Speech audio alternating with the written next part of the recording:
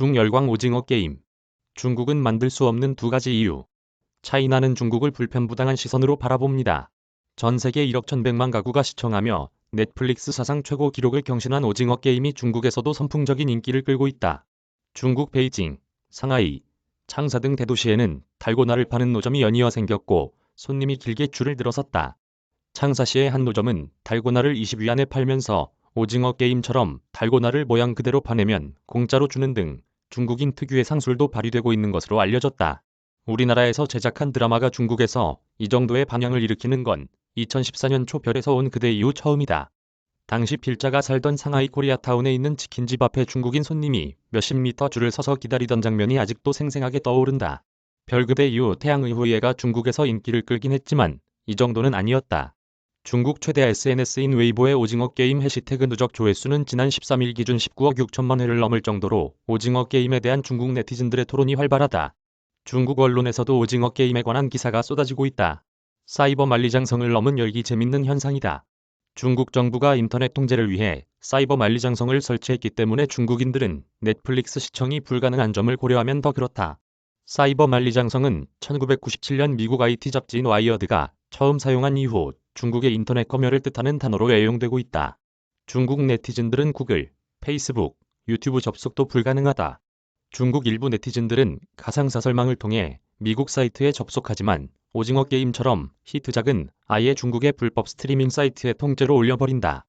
지난 6일 진행된 주중대사관 국정감사에서 장하성 대사는 최근 전 세계에서 인기를 끌고 있는 오징어 게임이 중국 60여 개 불법 사이트에서 유통되고 있다고 밝힌 바 있다. 불법 유통의 직접적인 피해자는 글로벌 최대 OTT 업체인 넷플릭스다.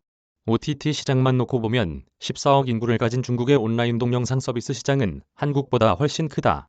한미, 중 각국 최대 OTT 업체 매출액을 비교해보자. 중국 최대 OTT 업체인 iQIYI의 지난해 매출액은 원화로 5조 3,500억 원에 달한다. 넷플릭스보다 적지만 한국 최대 OTT 업체인 웨이브의 약 30배에 달하는 규모다. 구독자 수도 iQIYI는 1억 170만 명으로 넷플릭스의 절반에 불과하지만 웨이브의 9배가 넘는다. 오징어 게임도 우리나라 OTT가 아니라 넷플릭스가 자체 제작했지만 매출액도 크고 구독자 수도 많은 중국 OTT 업체는 왜 오징어 게임 같은 드라마를 못 만드는 걸까? 중국은 왜 오징어 게임을 못 만드나? 사실 iQIYI는 자체 컨텐츠 제작이 상당히 활성화되어 있다. iQIYI는 지난해 안개극장이라는 코너에서 은밀한 구석, 침묵의 진상 등 미스테리 서스펜스물을 연달아 선보이며 중국에서 데이트를 기록했다. 지난해 6월 중국 유명 여배우인 장쯔이가 은밀한 구석에 대해 드디어 미드, 영두에 뒤지지 않는 중국 드라마가 나왔다며 소셜미디어에서 극찬한 사실이 화제가 되기도 했다. 필자도 두 드라마를 모두 봤는데 시종일관 긴장감을 가지고 보게 만드는 흥미진진한 드라마였다. 하지만 침묵의 진상의 경우 판에 박힌 권선징악으로 이야기가 마무리됐고 검열 때문인지 폭력 수위도 낮았다. 여기서 짚고 넘어가야 할 건 우선 검열 때문에 중국은 오징어 게임처럼 폭력성이 심한 드라마는 절대 만들 수 없다는 점이다. 천만 영화인 신과 함께도 미신성 때문에 중국에서 끝내 개봉되지 못했다. 검열뿐 아니라 중국 공산당의 선전, 홍보도 문제다. 특히 최근 시진핑 중국 국가주석이 공동부유를 제창하는 등 중국 공산당이 좌회전 드라이브를 걸기 시작하자 영화, 드라마에서도 중국 정부의 영향력이 부쩍 커진 게 느껴진다. 지난 8월 방영된 송풍폭과 국경절 연휴에 개봉한 애국주의 영화 장진호가 대표적인 사례다. 장진호는 언론에서 많이 다뤘으니 송풍폭 얘기를 해보자. 이 드라마의 줄거리는 중앙정부에서 파견한 감찰조가 지방정부와 아메리카의 결탁을 파헤치는 내용인데 순옥레이 등 연기파 배우들이 종출동하면서 중국에서 선풍적인 인기를 끌었다. 필자도 배우들의 연기에 몰입해서 재밌게 봤지만 뒤로 갈수록 중국 공산당이 국민을 위해 봉사한다는 정부 홍보가 너무 노골적이라 계속 보기 힘들었다.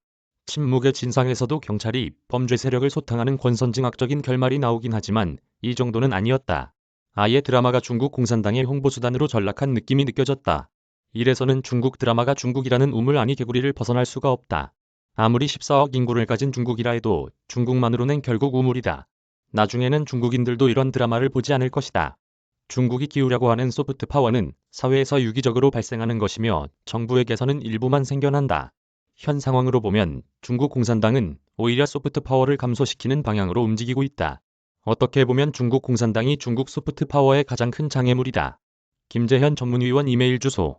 저작권자 돈이 보이는 리얼타임 뉴스 머니투데이. 무단전제 및 재배포 금지.